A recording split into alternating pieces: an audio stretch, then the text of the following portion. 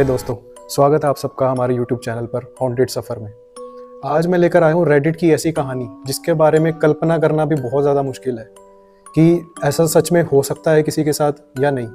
बहुत लोग दावा करते हैं कि उन्होंने ऐसा कुछ अपने लाइफ में फेस किया है। आपके आसपास में भी बहुत लोगों को ऐसा लगा होगा, ऐसा एहसास हुआ होगा कि हाँ, उन्होंने भी ये चीज़ें अपनी लाइफ में कभी ना कभी फेस की होंगी। आज की घटना थोड़ी डरावनी भी है, थोड़ी इंटरेस्टिंग भी है। आप लोगों को अफसोस भी होगा इस बात को जानकर और मज़ा भी आएगा। तो दोस्तों, ये जिस आदमी ने घटना अपनी शेयर की है उसका नाम है जॉन। एक्चुअली उसने रेडिट पर इस बात को सबके सामने पब्लिकली रखा कि कैसे उसकी वाइफ की डेथ हुई। जॉन अपनी लाइफ में काफ़ी दुखी और तन्हा था। दरअसल हुआ क्या था कि उसकी वाइफ ने सुसाइड कर लिया था। सुसाइड कह लो या फिर कोई इंसिडेंट कह लो, क्योंकि ये स्टोरी बहुत ही ज़्यादा पेचीदा टाइप की है। आखिर उसकी वाइफ के साथ हुआ क्या था ये एक्चुअल में जॉन को भी नहीं पता था। दोस्तों, कहा जाता है कि जो उसकी वाइफ है उसका नाम मैरी ने छत से कूदकर अपनी जान दे दी थी। ये अगर आप सुनोगे तो ये एक सुसाइड ही लगेगा आपको। उस दिन जब मैरी ने सुसाइड किया तो जॉन की ज़िंदगी में बिल्कुल अंधेरा और मायूसी यही सब छा गया। आप इस बात से अंदाज़ा लगा सकते हैं कि अगर कोई अपनी वाइफ को खो दे तो उसको कैसा फील होगा।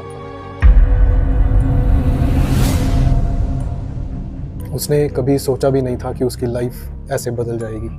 उसके बाद वो अपनी लाइफ में बिजी हो गया। ऑफिस जाना और घर आना, अपना टाइम स्पेंड करना, ये उसके लिए एक आम चीज़ हो गई थी, लेकिन थोड़े दिनों के लिए। ज़्यादा टाइम नहीं बीता था इस बात को, थोड़ा टाइम ही बीता था। दरअसल हुआ क्या कि जॉन ने देखा कि उसके दरवाजे पर कोई आया है, डोरबेल बजी है। अब ये एक बहुत आम बात है कि डोरबेल बजी। उसे लगा कि शायद कोई होगा, उसके आस पड़ोस में कोई होगा या उसकी वाइफ का कोई हाल पता करने आया होगा कि कैसा है वो अब उसकी वाइफ के जाने के बाद। ये एक बहुत कॉमन चीज़ है, एक बहुत आम चीज़ है कि डोरबेल बजी। असली किस्सा तो इसके बाद शुरू होता है। जॉन डोरबेल सुनते ही दरवाजे की ओर बढ़ता है और जो दरवाजे के ऊपर एक देखने का होता है जिससे बाहर का देख सकते हैं कि कौन आया है, उसमें जैसे ही जॉन देखता है उसको वहाँ पर कोई नहीं दिखाई देता। जल्दी जल्दी में जॉन दरवाज़ा खोलता है पर उसको तब भी वहाँ पर कोई भी नहीं दिखाई देता। जैसे उसकी नज़र नीचे पड़ती है, नीचे एक उसको चिट्ठी मिलती है। जॉन जैसे ही चिट्ठी को उठाता है उसके ऊपर उसकी वाइफ का नाम लिखा होता है। उसकी वाइफ तो मर चुकी है, तो ये चिट्ठी किसने भेजी? पहले तो उसको ये लगा कि शायद कोई पड़ोस में या उसका कोई दोस्त उसके साथ मजाक कर रहा है, लेकिन ऐसा भी नहीं था, क्योंकि उसकी वाइफ के जाने के बाद वो किसी से भी कोई भी बात नहीं करता था। उसने अपने दोस्त सब छोड़ दिए थे, किसी से बात नहीं करता था, वो सबसे बात करनी उसने बंद कर दी थी। इसके बावजूद भी उसको एक चिट्ठी आई, वो भी उसकी वाइफ के नाम से। ये अपने आप में ही एक बहुत स्ट्रेंज बात थी। मैरी जो कि लिखती है कि वो अपनी लाइफ में बहुत ज़्यादा दुखी थी जॉन की वजह से, जो कि जॉन मानने को तैयार बिल्कुल भी नहीं था। उसने पढ़ते पढ़ते बहुत सारी चीज़ें आगे और बताई कि उसके साथ मारपीट करना, उसको गालियाँ देना, उसकी बात कभी ना मानना, कभी ना सुनना और उसकी हर एक बात को मना करना। ऐसी ऐसी बहुत सारी बातें उसके अंदर लिखी हुई थी जो कि जॉन यकीन ही नहीं कर पा रहा था कि ये बातें उसकी वाइफ भी लिख सकती है क्या।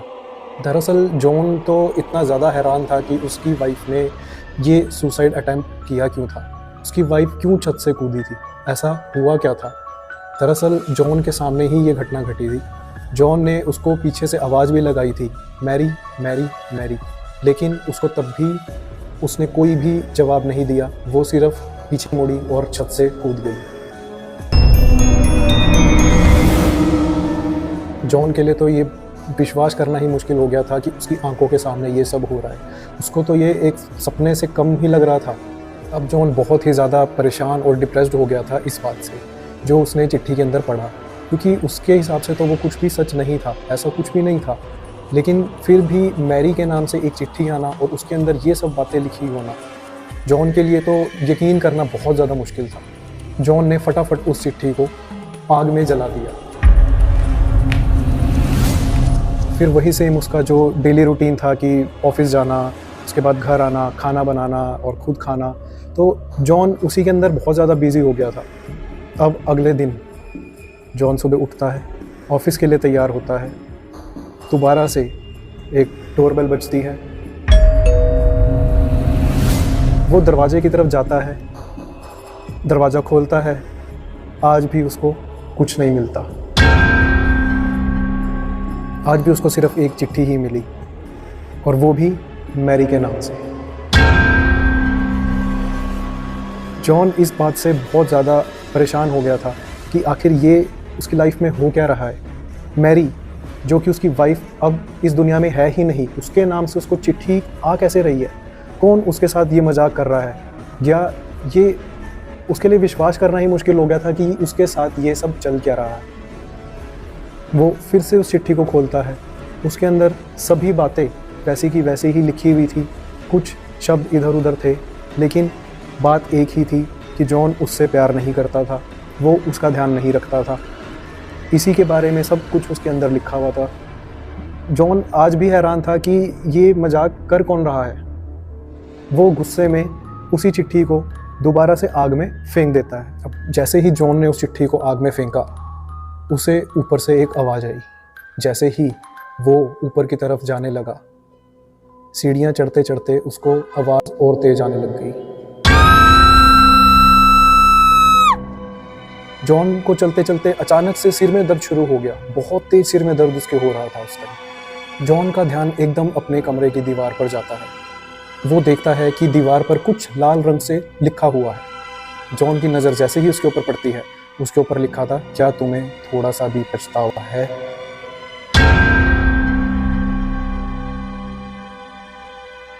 अब अगले दिन की बात है। जॉन फिर से सुबह उठता है, फिर से डोरबेल बजती है, फिर से जॉन जाकर देखता है, वहाँ उसको कोई भी नहीं मिलता, सिर्फ मिलती है तो एक चिट्ठी। अब जॉन बहुत ही ज़्यादा परेशान हो चुका था। वो बाहर इधर उधर देखने लग गया कि आखिर ये मजाक उसके साथ कर कौन रहा है, चिट्ठी कौन रख कर जाता है उसके घर के सामने रोज़। वो इस बात को जानने के लिए बहुत उत्सुक था। अब जॉन फिर से उसी चिट्ठी को उठाता है, पढ़ता है, उसके अंदर सब वही बातें लिखी हुई थी। जॉन को फिर से गुस्सा आ जाता है, वो चिट्ठी को फिर से जला देता है, क्योंकि ये एक बहुत भद्दा किस्म का मजाक था। जैसे ही जॉन चिट्ठी को जलाता है, अचानक से फिर से उसको कमरे से आवाज़ आती है। इस बार आवाज़ बहुत ज़्यादा तेज़ थी और रुक ही नहीं रही थी आवाज़ बिल्कुल भी। अब जॉन थोड़ा सा घबरा जाता है। वो क्या करता है कि पुलिस को फ़ोन करने के लिए अपने जेब में हाथ डालता है फ़ोन निकालने के लिए, लेकिन उसको अपना फ़ोन नहीं मिलता। अब वो इधर उधर देखने लग जाता है कि उसका फ़ोन गया तो गया कहाँ। सुबह का समय था और जॉन ऑफिस के लिए तैयार हो रहा था, तभी ये सब घटनाएं उसके साथ घट रही थी। अब वो अपना फ़ोन देखने के लिए इधर उधर जा रहा था, उसका रेडियो भी ऑन था। अब जैसे ही वो अपने कमरे में जाता है, वो एक बहुत ज़्यादा अजीब, बहुत स्ट्रेंज चीज़ अपनी रेडियो के अंदर सुनता है। दरअसल उस रेडियो के अंदर एक न्यूज़ आ रही होती है, न्यूज़ सुनाई जा रही होती है, जिसमें ये कहा गया था कि एक बड़े बिजनेसमैन की वाइफ मैरी, जिसकी हत्या हो गई है और उसका हत्यारा और कोई नहीं, जॉन खुद है। अब जॉन इसको सुनकर बहुत ज़्यादा उसको अजीब लगता है कि ये बात आखिर रेडियो में कैसे आ रही है, क्योंकि अपने आप में ही ये बहुत अजीब चीज़ है, क्योंकि बहुत समय हो गया था इस बात को घटे जब उसकी वाइफ की डेथ हुई थी। ये बात अगले दिन भी आ सकती थी, कुछ दिन बाद आना उसको बहुत ज़्यादा अजीब लगा। अब वो रेडियो सुन ही रहा था कि एकदम से रेडियो की आवाज़ बहुत ही अजीब, बहुत ज़्यादा क्रीपी साउंड करने लग गई। वो बहुत ही ज़्यादा घबरा गया कि आखिर ये उसके साथ हो क्या रहा है। अब उसको डर भी लग रहा था, उसको घबराहट भी हो रही थी, वो परेशान भी हो रहा था, उसको कुछ समझ भी नहीं आ रहा था कि आखिर उसके साथ ये सब हो क्या रहा है, उसकी लाइफ में ये चल क्या रहा है। सभी इमोशंस उसको एक साथ अटैक कर रहे थे। उसने गुस्से में आकर उस रेडियो को फेंक दिया। अगले दिन जब जॉन दोबारा से सोकर उठा, ऑफिस के लिए रेडी हो रहा था, तब दोबारा से एक डोरबेल बजती है। जॉन जाकर देखता है कि कौन है, उसको फिर से कोई नहीं दिखता और मिलती है तो सिर्फ एक चिट्ठी। इस बार चिट्ठी में जो लिखा था वो बहुत ही अजीब था, बहुत ज़्यादा अजीब। पहले तो उसको चिट्ठी में ये आता था कि जॉन उससे प्यार बिल्कुल नहीं करता, वो जॉन उसके साथ मारपीट करता है, ये सब बातें उसके लिए बहुत वैसे ही अजीब थी, लेकिन इस बार कुछ और लिखा आया था। जॉन उसके अंदर पढ़ता है कि आखिरकार जॉन ने ये मान ही लिया कि वही मैरी का हत्यारा है।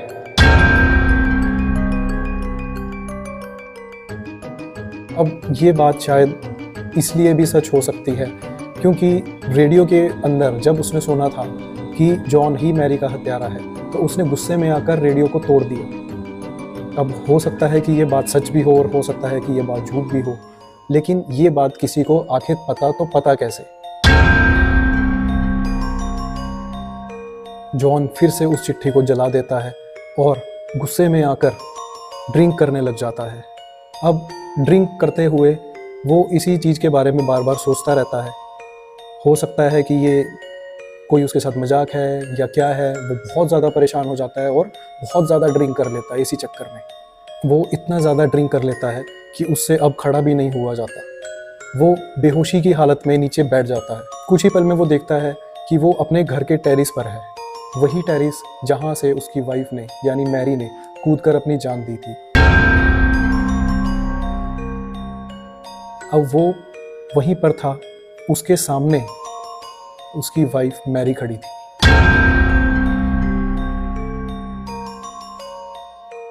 अब ये सपना था या हकीकत, या ज़्यादा ड्रिंक करने की वजह से उसको हेलुसिनेशन हो रहा था, इस बात को जानना तो बहुत ज़्यादा मुश्किल लग रहा था उसके लिए कि आखिर उसके साथ ये हो क्या रहा था। उसको अपनी डेड वाइफ कैसे दिख रही थी। वो जैसे ही देखता है उसको सब वही चीज़ें याद आती है जब उसने अपनी वाइफ को मरते हुए देखा था।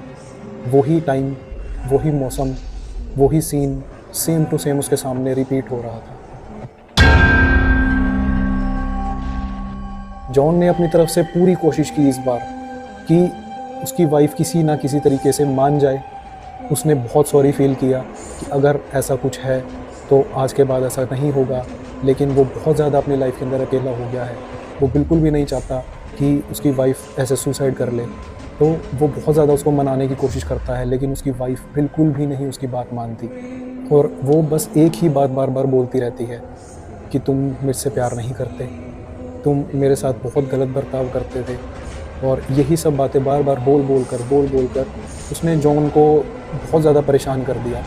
और जैसे ही जॉन थक गया था, हार गया था, जॉन नीचे घुटनों के बल बैठ जाता है और उसकी वाइफ मुंह उधर कर छत से कूद जाती है।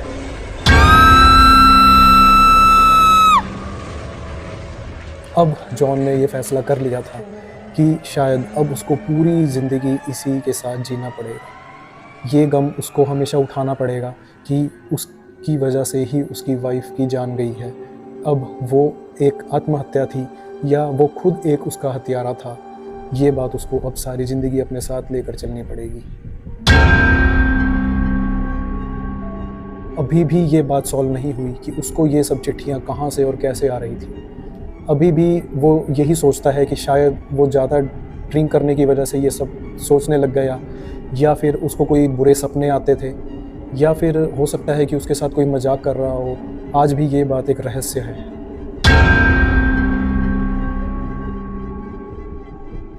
तो दोस्तों, ये थी आज की कहानी। उम्मीद है आपको ये कहानी पसंद आई होगी, और ऐसी ही और कहानियाँ सुनने के लिए हमारे चैनल को सब्सक्राइब कर लें। इस वीडियो को लाइक करना मत भूलिएगा, बेल आइकन को ज़रूर दबा लें। मैं आपके लिए लाता रहूँगा ऐसी ही क्रीपी, स्केरी और हॉन्टेड स्टोरीज़।